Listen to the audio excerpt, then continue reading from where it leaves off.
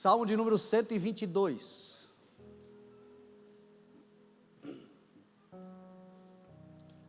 O verso de número 1. Diz assim a palavra do Senhor: Alegrei-me com os que me disseram, vamos à casa do Senhor. Nossos pés já se encontram dentro de suas portas, ó Jerusalém. Jerusalém está construída como cidade firmemente estabelecida. Para lá sobem as tribos do Senhor, para dar graças ao Senhor conforme o mandamento dado a Israel. Lá estão os tribunais de justiça, os tribunais da casa real de Davi. Orem pela paz de Jerusalém, vivam em segurança aqueles que te amam. Haja paz dentro dos teus muros e segurança nas tuas cidadelas. Em favor de meus irmãos e amigos direi, paz seja com você. Em favor da casa do Senhor nosso Deus, buscarei o seu bem. Amém. Pai, te louvamos, Senhor, pela tua palavra santa, viva, eficaz, poderosa sobre nós, Senhor, para todo aquele que crê e coloca a sua esperança, Senhor. Existe nela uma promessa: lâmpada para os nossos pés, luz para o nosso caminho, pão para a nossa necessidade substancial, água para matar a nossa sede. É a tua palavra, Senhor. Então fala conosco, nos alimente, sacia a nossa sede, Senhor, revela a nossa caminhada, por meio da tua poderosa palavra, aquilo que procede do teu coração para os nossos, é o que oramos em nome de Jesus, amém, graças a Deus, amém. Este é um salmo, conhecido como Cântico de Peregrinação, é um dentre 15 salmos que você vai ler a partir do verso, do capítulo do número, salmo chama-se de números e não capítulos, do 121 até o 133, 34, você vai ver ali, cânticos de peregrinação, que eram cânticos usados pelo povo de Israel, as tribos de Israel, quando eles iam a Jerusalém, pelo menos 3 vezes por ano. Havia, e até hoje há, para aquele povo que lá mora, uma tradição de subir a Jerusalém para as 3 principais festas anuais que Deus estabeleceu como decreto perpétuo para aqueles que são cidadãos, para aqueles que são nação de Israel. A razão pela qual eu estou lendo este cântico é porque ele também tem a ver conosco. A palavra do Senhor fala que nós em Abraão somos herdeiros das mesmas promessas feitas a Abraão por causa do nome de Jesus sobre nós. Quando cremos em Cristo nosso Senhor, passamos não somente a ter a vida eterna e a salvação eterna em Cristo Jesus, aquilo que é espiritual, aquilo que é eterno, aquilo que transcende a nossa realidade humana, terrena e o período que aqui passaremos, mas também no período que aqui passaremos na terra, como cidadãos nessa terra, como filhos de Deus nessa terra, as promessas que foram feitas a Abraão para esta terra, e que ele desfrutou e que a nação de Israel desfruta, nós também temos o direito legal em Cristo Jesus. Nós precisamos tomar posse disso.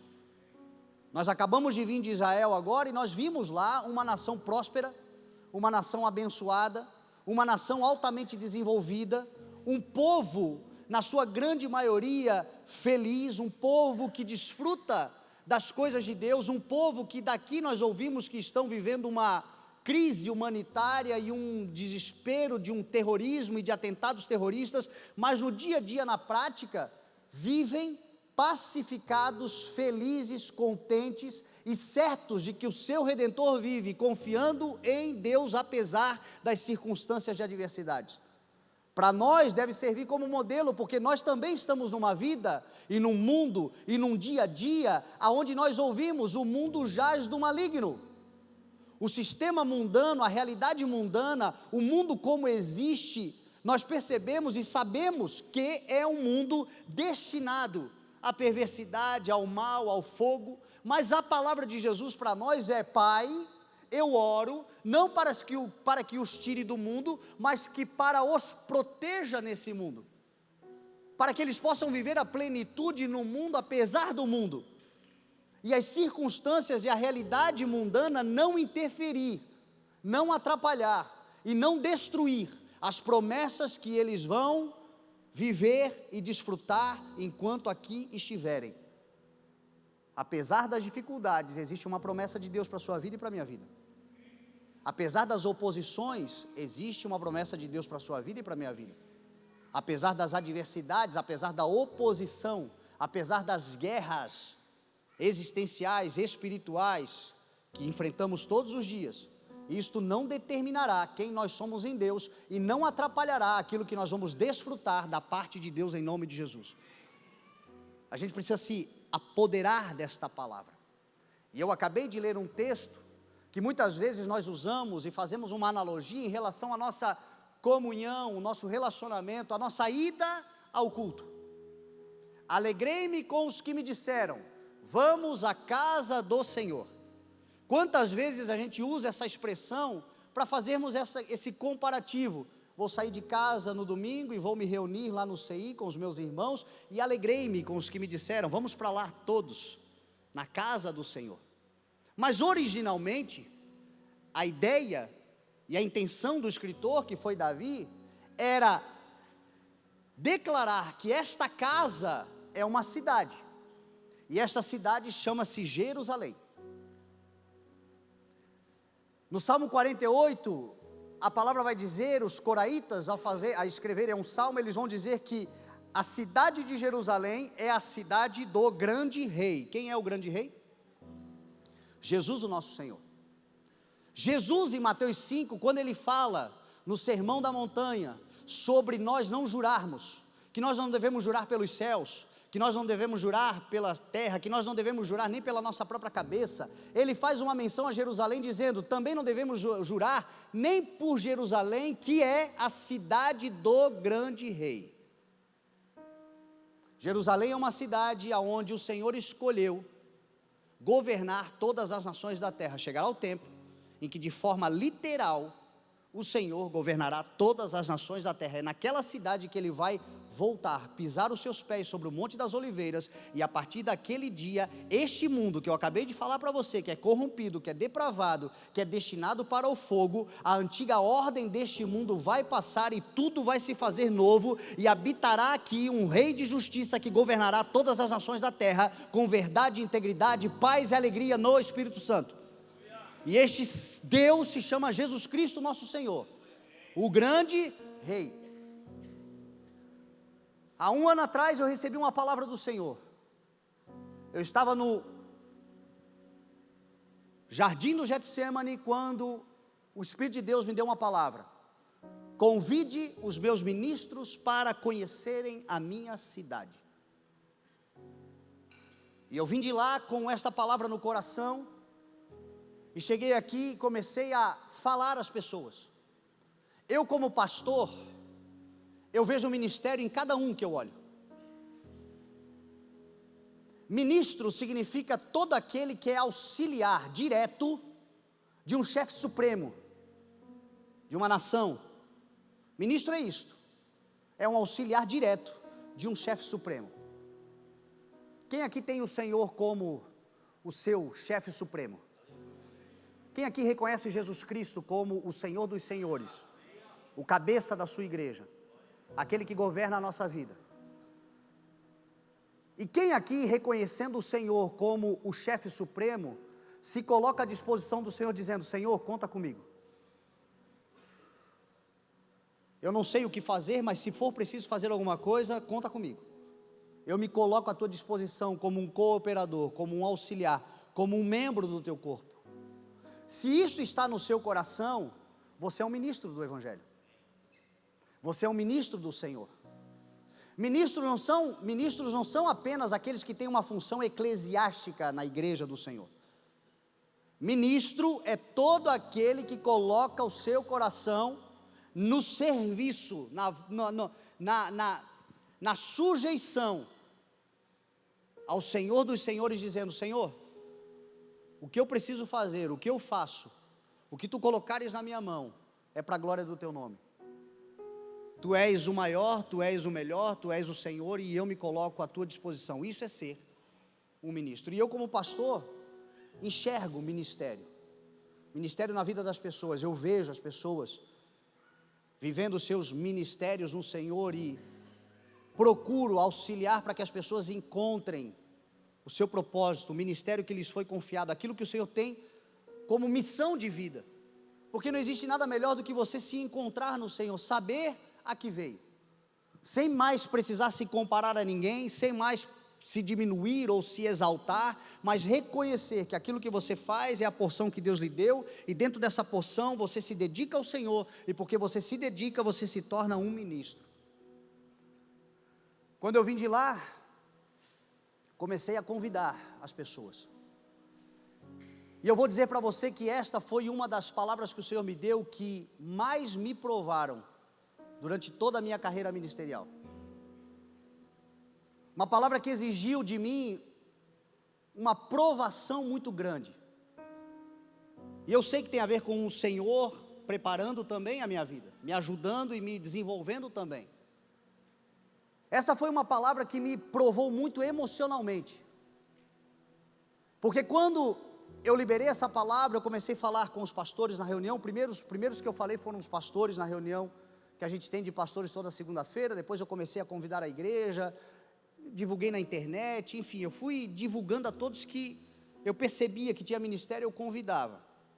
E foi uma palavra que me provou muito, porque no dia 7 de outubro do ano passado, Israel foi atacado pelo Hamas. E o ataque foi terrorista, e terrorismo aterroriza. E a nossa viagem, que até então estava com 48 pessoas, caiu para 12. As pessoas começaram a desistir da viagem por obviedade, medo, receio. E não há como impedir isto, porque essas pessoas nunca foram para lá, essas pessoas não conhecem a realidade local. Eu conheço Israel, eu já fui para lá muitas vezes, eu sei qual é a realidade de lá e sei o que você também sabe em relação a sensacionalismo midiático, a exagero. Quando você liga um jornal hoje, o jornal te aterroriza. Rio de Janeiro, você pensa que está em guerra, e existem conflitos, mas quando você chega lá, você percebe que são coisas regionais, localizadas dentro das comunidades. Mas vende-se uma imagem que parece que o estado inteiro está. Para Israel também é assim. Israel vende-se uma imagem que a nação está colapsando. Quando você chega lá, é vida normal, é vida do dia a dia, as pessoas estão vivendo a sua vida, é um país extremamente seguro, mas existem esses riscos ocorrendo e as pessoas têm medo por isso.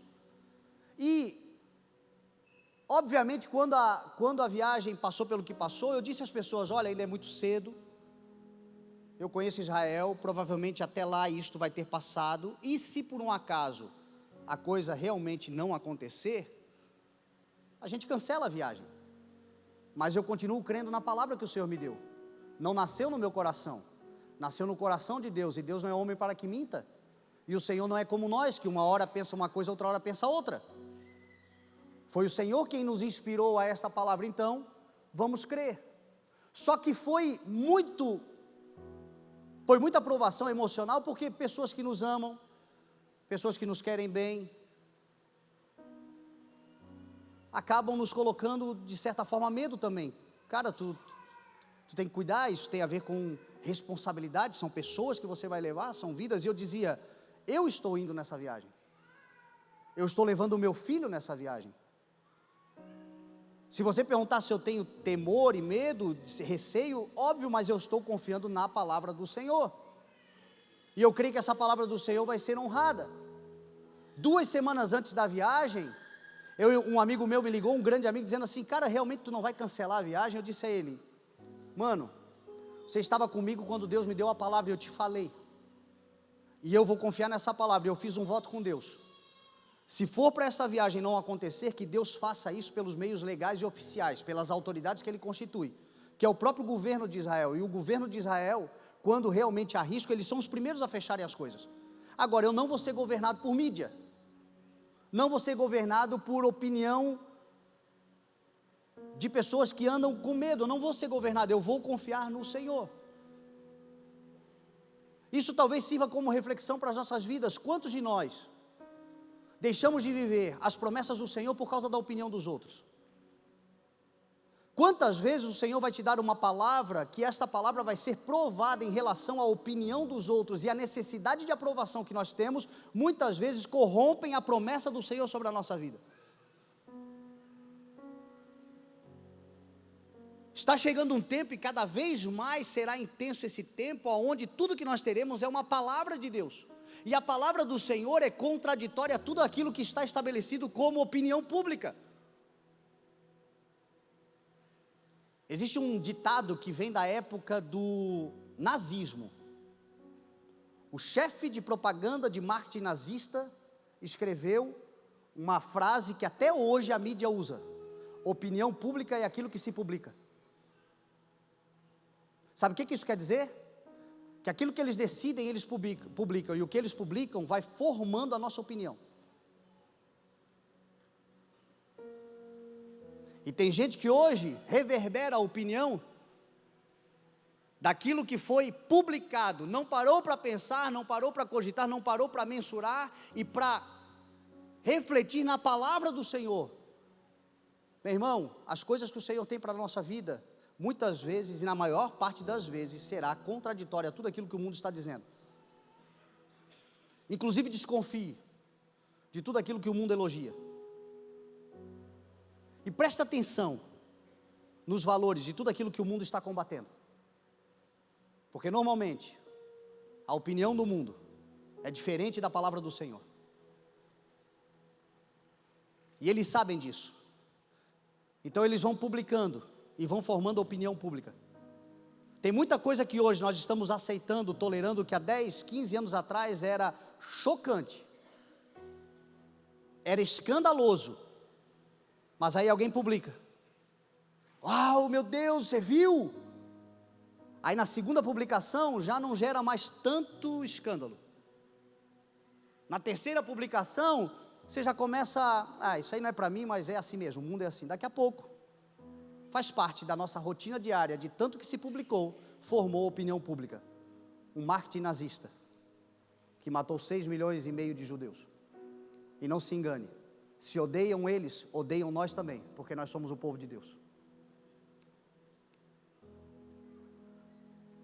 Foi uma mensagem e uma palavra que me provou em todas as áreas. Economicamente me provou. Porque quando Deus me deu a palavra, eu chamei a operadora que faz o pacote e pedi a eles o melhor preço possível, porque eu sei da dificuldade do brasileiro. Para nós uma viagem dessa é vezes 6, porque é em dólar. Isso é um valor alto, muitos gostariam de ir, muitos desejam ir e muitos não conseguem ir, não têm a condição econômica. Mas, procurando o melhor preço, fazendo ali a forma parcelada, dando o nosso jeito brasileiro com desejo no coração, a gente acaba que a maior parte das pessoas consegue. Então eu procurei eles e disse: olha, vamos fazer o melhor preço possível para essa viagem. Eles até deram um bom desconto, mas é uma agência de viagem que sobrevive do lucro daquilo que eles promovem. Então, para a gente conseguir o melhor preço possível, aquilo que era comissão, por exemplo, que eu ganharia de cada pessoa que comprou, eu abri mão, eu disse: eu abro mão. E fui provado, porque quantas vezes eu digo a vocês, viver por propósito é esperar ganhar por ele, mas é estar disposto a perder por ele. Então a minha viagem, eu paguei a minha viagem, a viagem do meu filho eu paguei. Eu vi aqui irmãos e pastores que foram extremamente abençoados e receberam e ganharam, e foi coisa de Deus. Ganharam a passagem, e se não tivesse ganho, não teriam ido. Eu tive que pagar a minha, mas eu não reclamo, porque eu sei que foi provação de Deus, Deus estava testando o meu coração. Existem coisas que o Senhor vai falar com você e a palavra vai provar. O Senhor queria ver o meu coração, até que ponto. Eu encontrei um pastor proeminente na nossa nação, um dia antes de viajar. Na verdade não falei com ele, eu falei com assessores dele, e ele me disse: você está indo para Israel? Assim, vou. Pois é, o pastor estava com 200 pessoas numa caravana e cancelou, não vai, essa semana ele ia. Aí eu ficava pensando: meu Deus, ou eu tenho muita fé ou eu sou um maluco.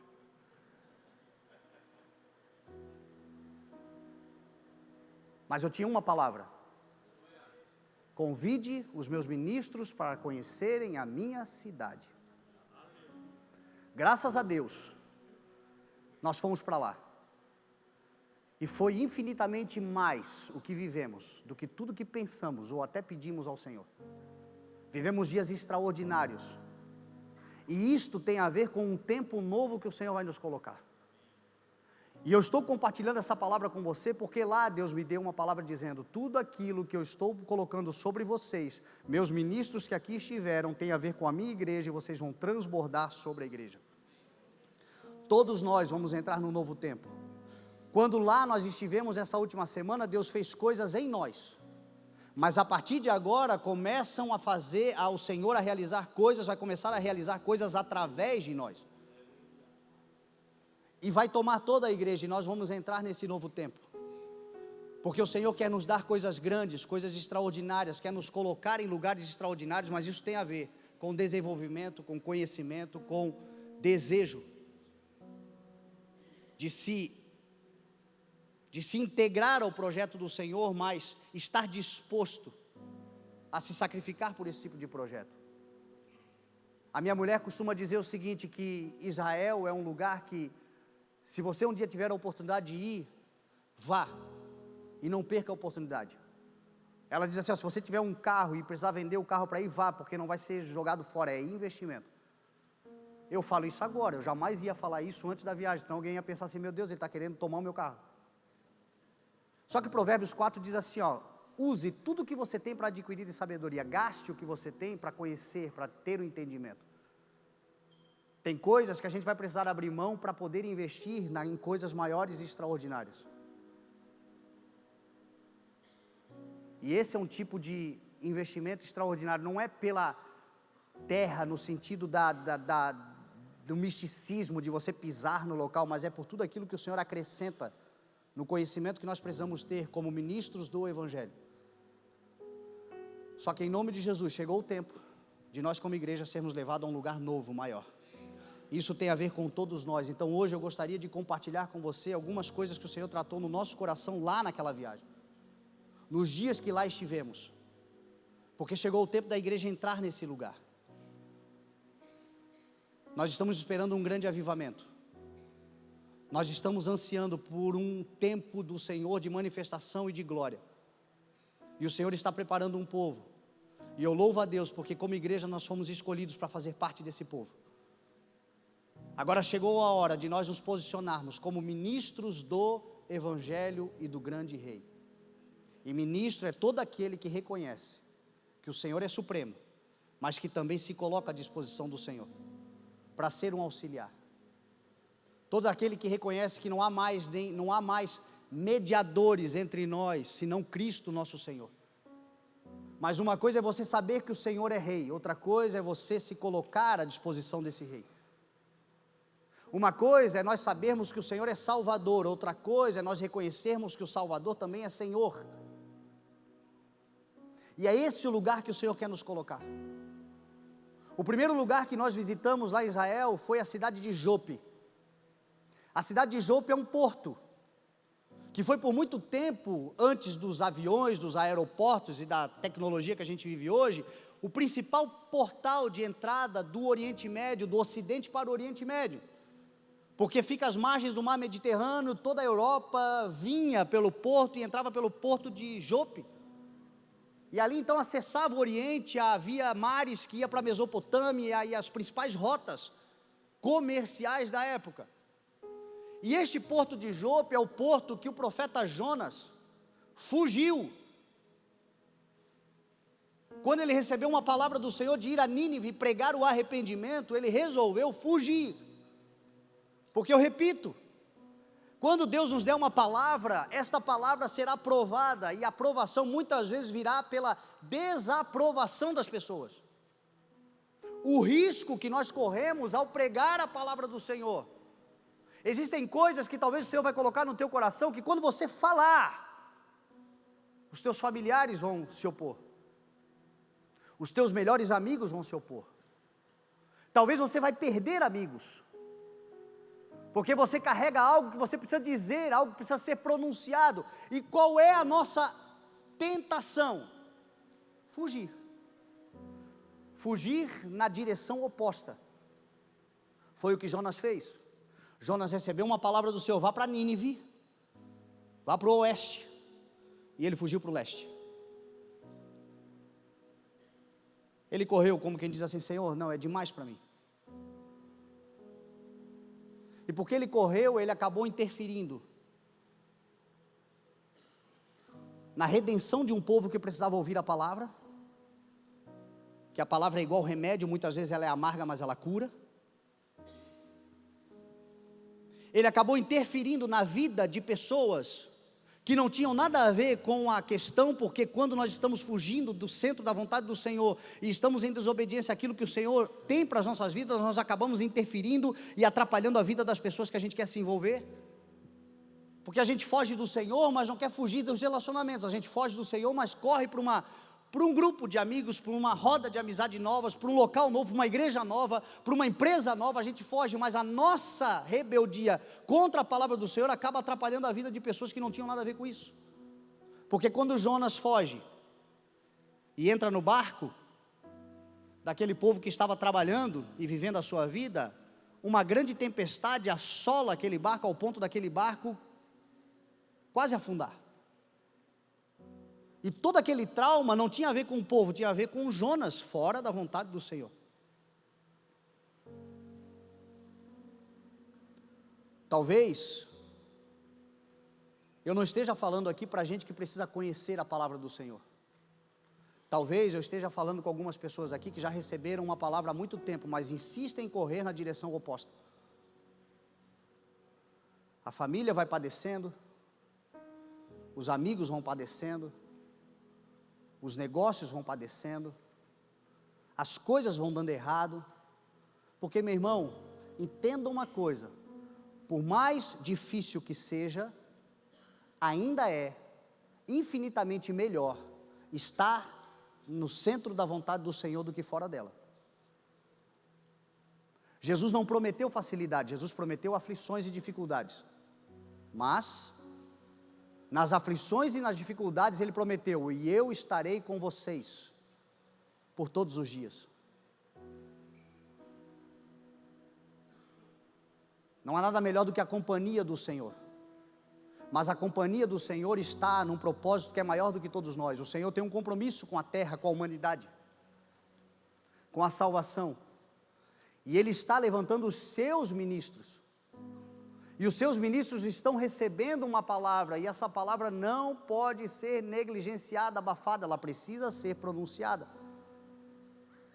Jonas, quando entendeu, volta, e agora então ele vai para Nínive, depois de ter passado 3 dias no ventre de um peixe, depois de ter sofrido quase a morte, e o arrependimento, então ele entende que ele tinha que ir, e graças à sua ida, Nínive, que estava destinada ao fim, arrependeu-se, e todos foram alcançados pelo Senhor.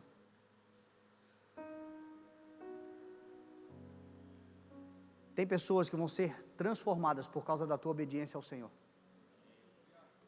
Tem pessoas que vão ser alcançadas por causa da tua decisão.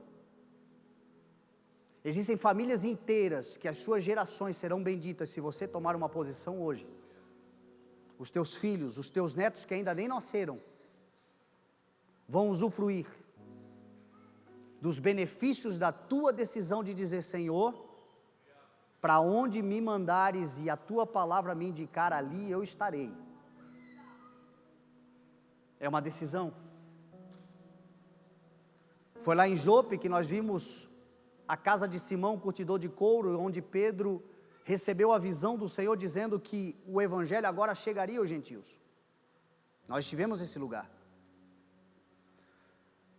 E Pedro também pensou: mestre, não faz sentido, porque era religioso, porque era dogmático, mas graças à visão que teve e à insistência do Senhor, ele acabou indo para Cesareia, e quando ele chega em Cesareia, então o evangelho chega aos gentios, e no lugar onde havia pecado e iniquidade e perversidade, aonde abundou o pecado, transbordou a graça do Senhor, e graças àquela visão e àquele entendimento, o evangelho chegou até nós, e hoje nós estamos desfrutando.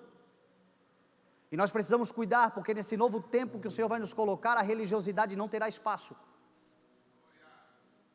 Os dogmas humanos não terão espaços. A nossa pretensa santidade sustentada em aparência de religiosidade não terá mais espaço. Chegou o tempo de vivermos o Evangelho que ele tem a ver com o interior. Ele tem a ver com verdade interna, ele tem a ver muito mais com aquilo que ninguém está vendo, com o relacionamento que ninguém está vendo, com as orações que ninguém ouviu, com as leituras da palavra que ninguém viu, com os cultos que ninguém estava presente a não ser você e o Senhor lá dentro do teu quarto. É este evangelho que o Senhor está chamando a nós a vivermos agora, um evangelho de intimidade com o Senhor e que publicamente vai acabar se manifestando de forma singela, porém poderosa. Está caindo o evangelho da aparência, está caindo o evangelho da legalidade, da religiosidade. Isso aí está chegando ao fim, meu irmão. E está brotando um ramo novo, de um poderoso avivamento, que não vai começar no templo, vai começar dentro de casa. Porque se é a origem que nós estamos voltando, a origem da igreja do Senhor foi numa casa, estavam todos reunidos na casa, quando de repente veio do alto o Espírito de Deus. E agora a casa cheia do Espírito Santo, então a cidade foi tomada. Começa na casa, se espalhará pelo templo, e a cidade não comportará a glória do Senhor. Então está na hora de rever os conceitos, os métodos que nós santificamos, as coisas que não tem a ver com Bíblia, tem a ver com a nossa liturgia, mas que foram santificados de tal forma que você não toca mais. Eu já vi igreja ser dividida, porque o púlpito era de madeira, e o pastor trocou por um púlpito de metal, para você ver o nível de religiosidade das pessoas. Eu já vi igreja ser dividida, porque a parede era branca, e aí alguém pintou de preto. Que preconceito com preto, né?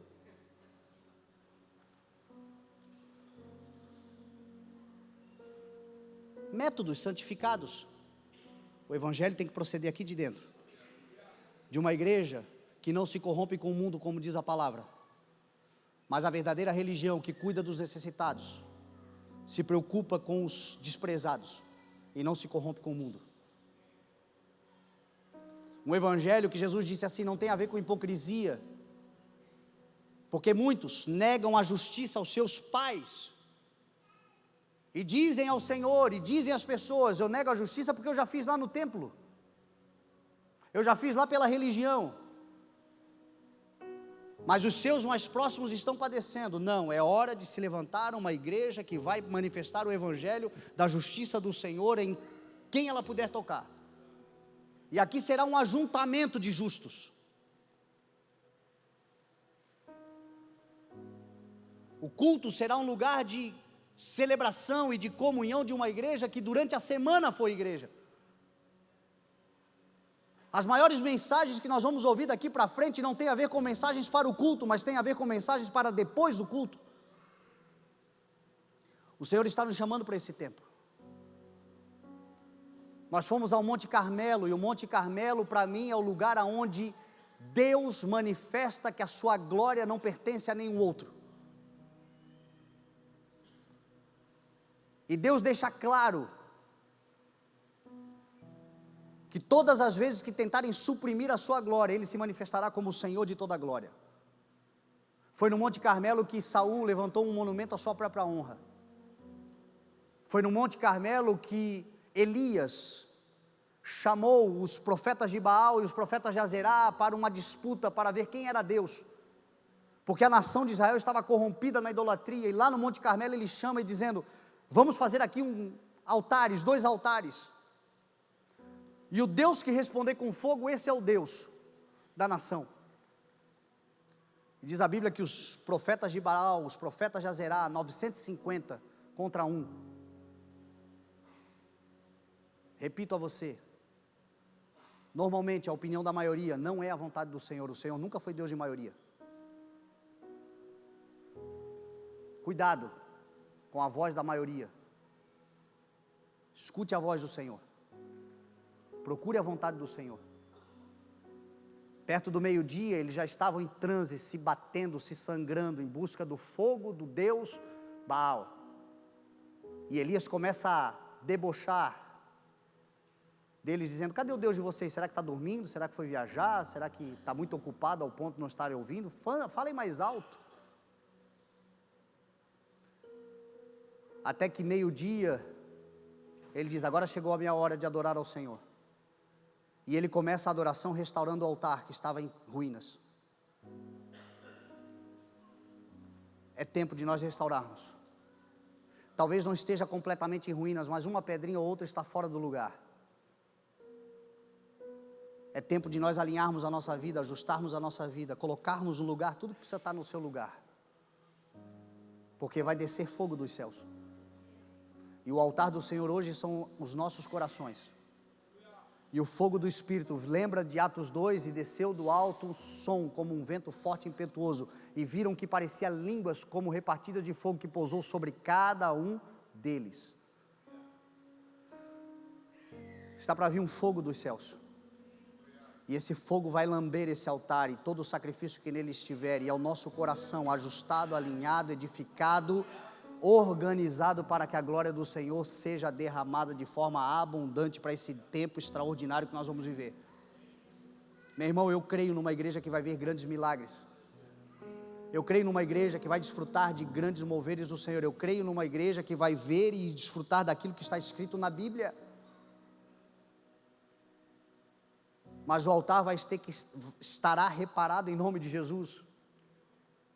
Isso cabe a nós. Foi Elias que reparou o altar. Foi Elias que botou cada coisa no seu lugar. Foi Elias que decidiu: olha, isso aqui não cabe mais ficar do jeito que está. Chega. Foi Elias que não se conformou com o mundo, mas procurou transformar-se pela renovação do seu entendimento.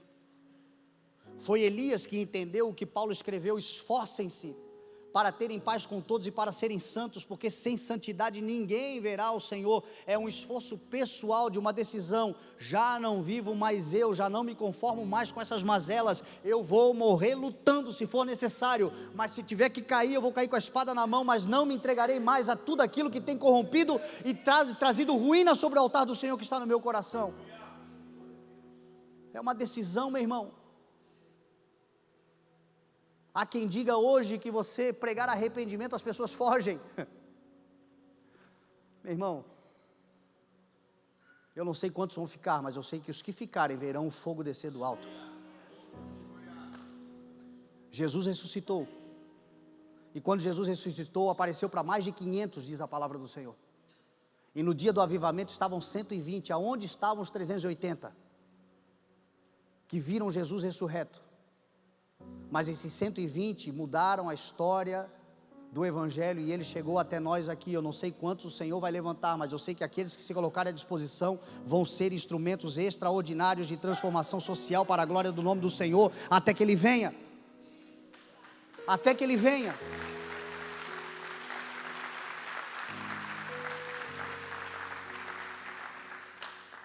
Não somos nós que nos santificamos, Ele nos santifica, mas somos nós que nos ajustamos para Ele nos santificar. Parte de nós o entendimento. Nós saímos de lá e nós fomos para muitos lugares, eu não vou citar todos, que eu não vou ter tempo na mensagem, mas aquilo que eu for lembrando, nós fomos para Nazaré. Nazaré foi a cidade que Jesus cresceu.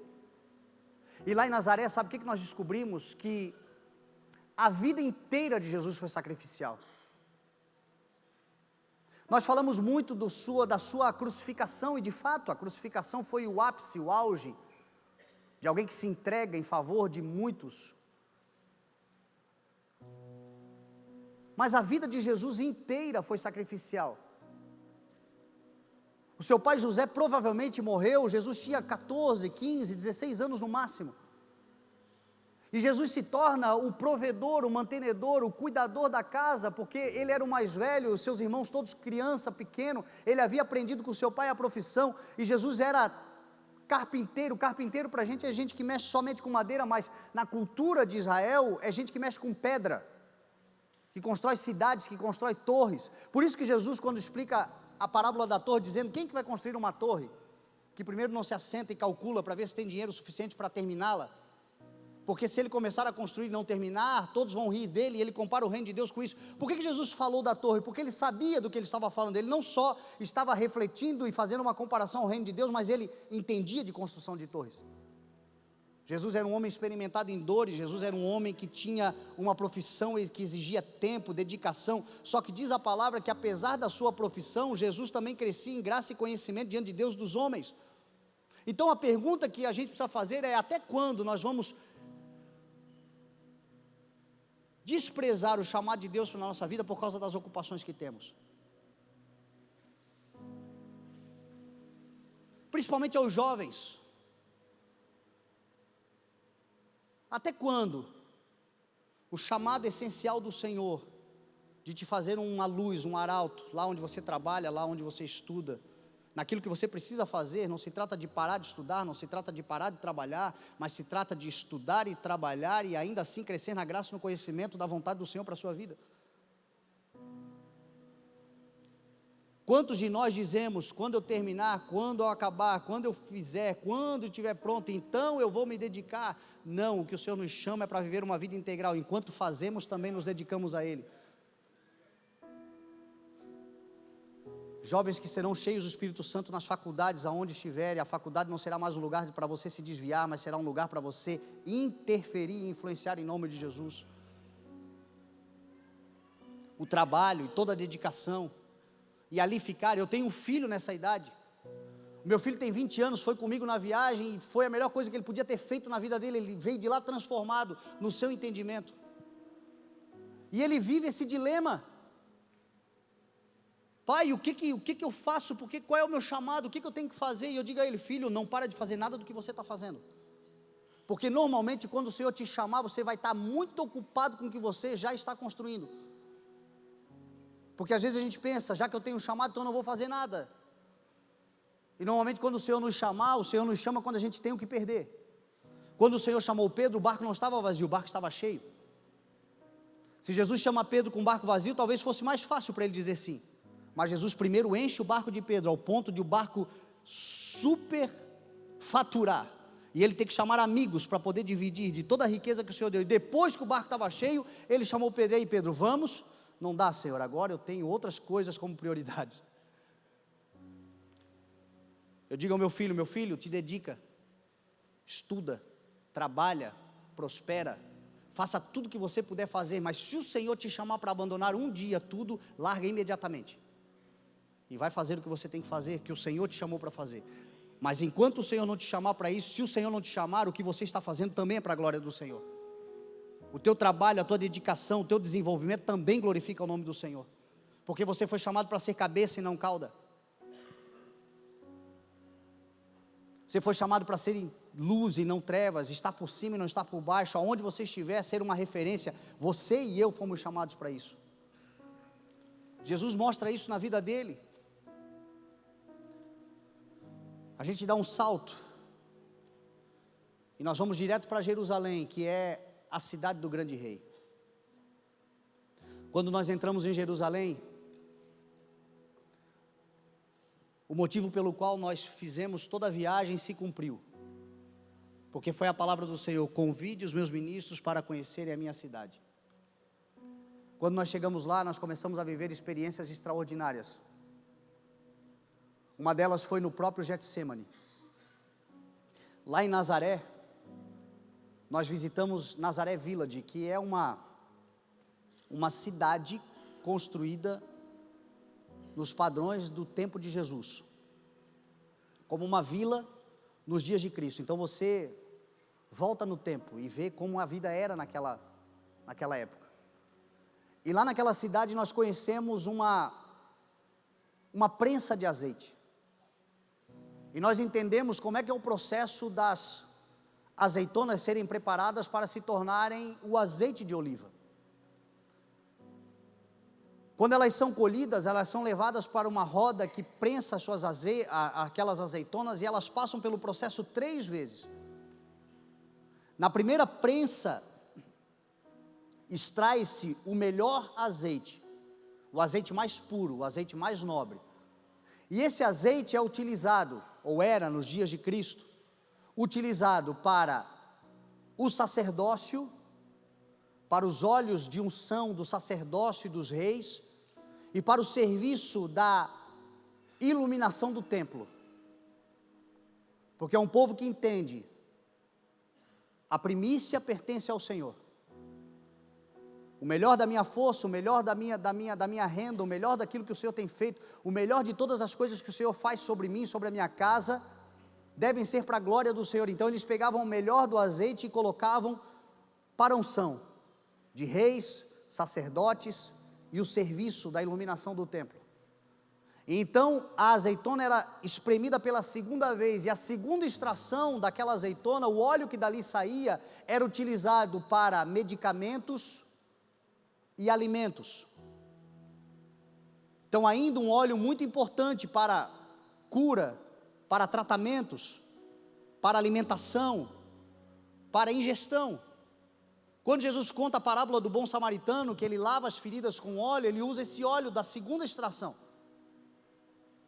E o terceiro azeite, então, a terceira prensa, onde se esmaga completamente a azeitona e dali se extrai o que sobra do óleo, então é utilizado para lamparinas das casas e para uso cosméticos, como sabonetes e tudo mais, que eles utilizavam para banhos e para essas finalidades.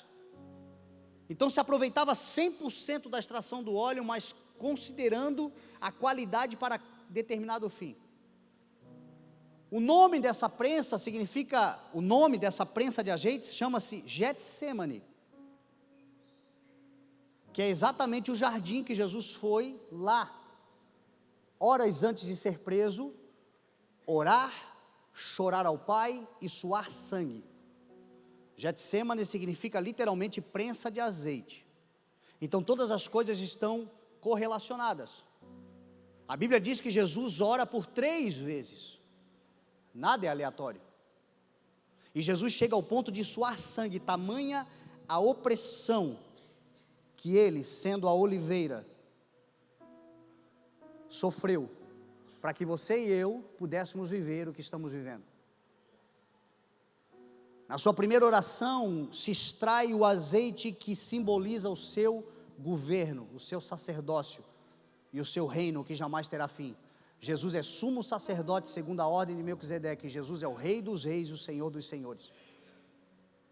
Na segunda extração e na segunda oração, se tira de Jesus a capacidade que ele tem de ser o médico dos médicos e o pão vivo que desceu dos céus. Ele é alimento para as nações e ele é cura para as nações.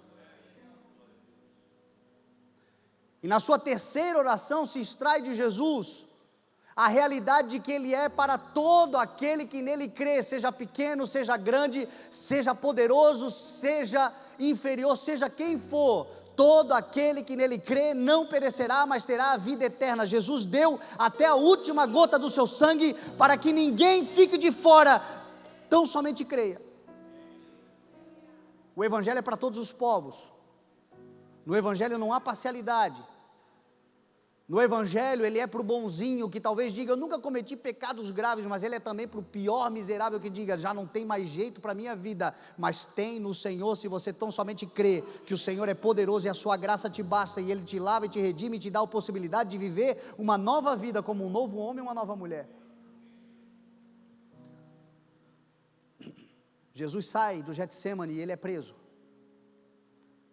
e nós fizemos toda a trajetória de Jesus sendo preso, apanhando uma noite inteira. Nós estivemos na Fortaleza Antônia, onde ele sofreu a noite inteira de agressões, de violências, de acusações. Quando amanheceu, ele foi levado a Pilatos, e Pilatos era alguém que estava completamente inclinado a libertar Jesus. O texto fala que a sua mulher havia dito: não se meta com esse homem, porque essa noite eu tive um sonho com ele. Pilatos chega para Jesus e diz assim: eu posso te libertar.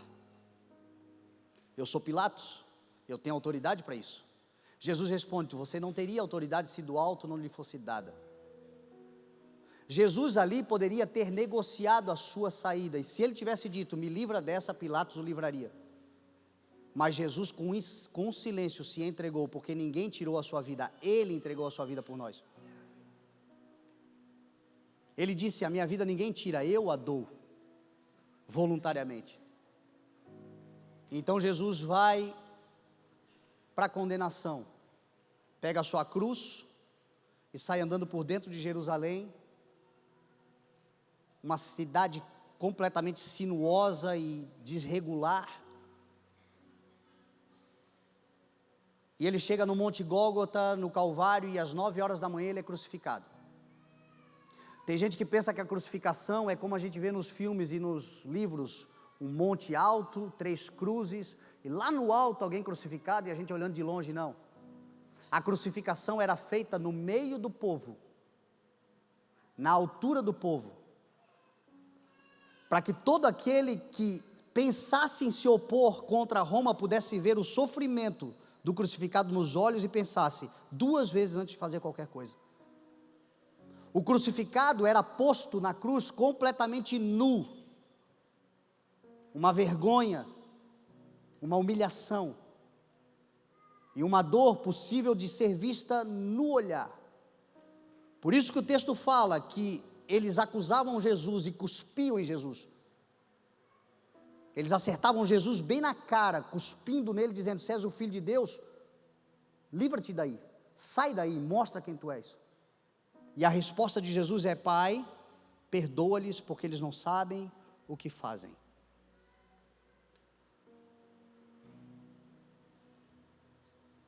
Ali Jesus nos mostra sobre a nossa decisão, ou pelo menos como nós deveríamos decidir. Uma vez que nós decidimos, meu irmão, voltar atrás não será mais uma opção. Uma vez que a gente tomou a decisão, voltar atrás não cabe mais, nem mensurar. Eu já preguei isso muitas vezes e repito: a força do inimigo contra nós é a dúvida. Você tinha certeza do que o Senhor te falou há alguns dias, e aí uma crise, um problema, uma dificuldade, uma acusação, uma adversidade, coloca em dúvida completamente.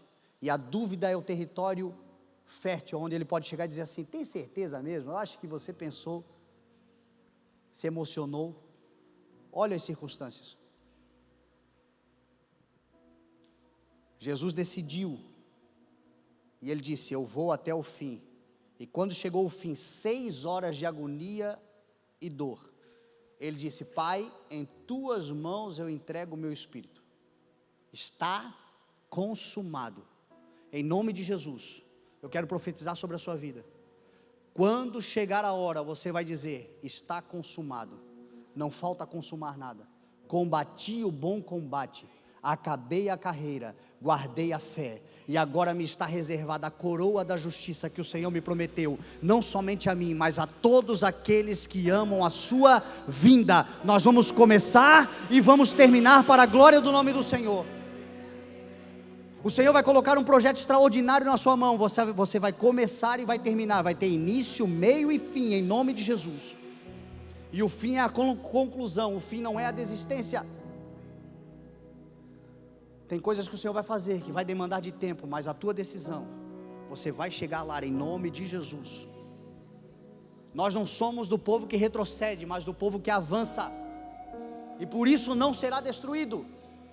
Nós somos o povo que Jesus disse: vocês perseveraram até o fim, e por isso foram salvos, porque a nossa força está no Senhor, e Ele é o nosso modelo. A gente pode olhar para Ele, nós jamais sofreremos o que Ele sofreu, mas o que Ele sofreu tem que nos dar inspiração, para a gente entender que por mais que a gente faça, não é nada perto do que Ele fez por nós. Eu pelo menos vim de lá com isto, uma vontade de trabalhar de forma 3.0 agora. envergonhado. Porque por mais que eu canse, meu irmão, não se compara ao que Jesus fez por nós. Não se compara. Ah, está fazendo grandes coisas, não é nada perto do que Jesus fez por nós, não é nada.